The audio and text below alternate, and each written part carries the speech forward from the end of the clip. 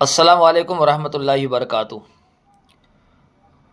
बहुत अहम बात आप हजरात तक पहुंचा रहा हूं। आप अपनी ज़िंदगी के बारे में ज़रूर गौर फिक्र करिए।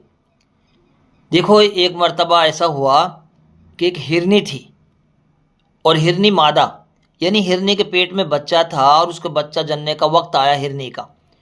अब वो हिरनी जंगल में जगह तलाश कर रही है।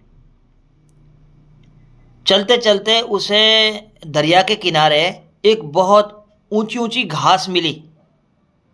तो उसने हिरनी ने सोचा कि मैं यहीं पर अपने बच्चे को जन्म दे दूं। जब हिरनी उस घास के अंदर गई बच्चे को जन्म देने के लिए, जब वहां पर वो पहुंची तो हिरनी के दर्द शुरू हुआ। दर्द कब? उसका दर्द शुरू हुआ हिरनी का।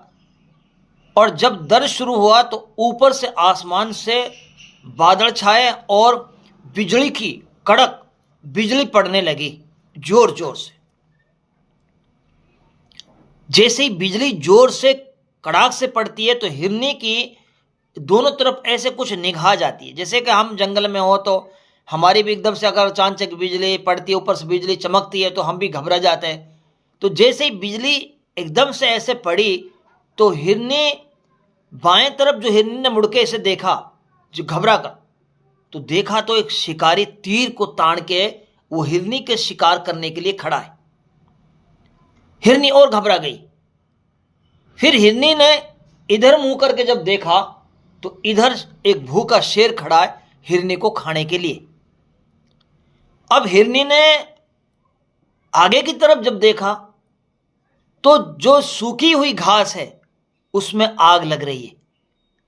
यानी न इधर भागने की जगह, न उधर भागने की जगह, न उधर भागने की जगह। अब पीछे की तरफ अगर देखें तो पीछे तो दरिया है, बहुत गहरा पानी है उसके अंदर।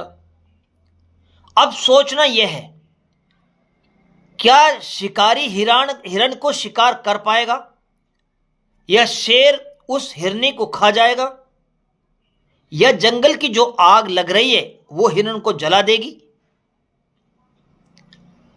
या फिर हिरण उस पानी के अंदर डूब जाएगी। चारों तरफ से वो हिरण घिर चुकी है। चारों तरफ, इधर शिकारी है, इधर शेर है, इधर आग लग रही है, इधर पानी है।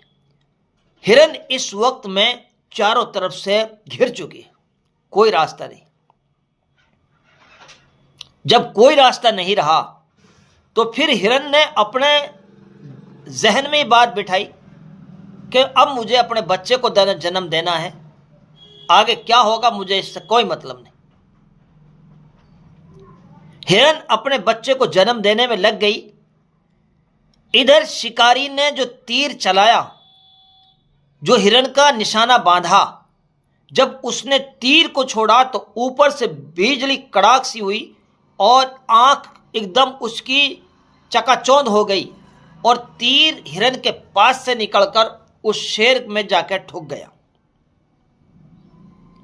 जब शेर के अंदर तीर ठुका तो शेर दहाड़ा और शेर के दहाड़े से वो शिकारी भाग गया।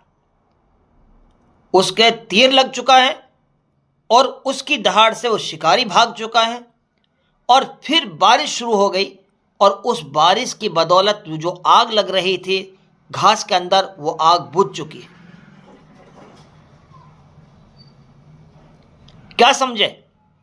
जब इंसान पर ऐसे हालात आ जाएं, जब इंसान चारों तरफ से घिर जाता है, तो फिर सिर्फ एक वो जात है, वो अल्लाह है, वो अल्लाह है, वो अल्लाह है। हमें उसको कभी नहीं छोड़ना चाहिए। वो अल्लाह की जात है जो हर वक्त, हर सेकंड, हर मिनट पर अपने बंदे की मदद करती है। तो मेरा कहने का मकसद ये, इंसान पर ये हालात तो आएंगे, इंसान को अल्लाह ताला आजमाएंगे, कभी भूख के जरिए से, कभी माल के जरिए से, कभी औलाद के जरिए से, कभी किसी मुसीबत के जरिए से, कभी मौत के जरिए से। इंसान तो अक्लमंद होशियार उसे कहा गया जो सब्र और नमाज को मजबूती के साथ थामे रखे। तो मेरा कहने का मकसद ये कि जब इंसान पर इस तरीके से हालात आ जाएं तो सिर्फ उस ज़ात को याद करें, उस ज़ात पर भरोसा करें, उस ज़ात से मदद लें। इंशाअल्लाह सारी मुश्किलें आसान हो जाएंगी।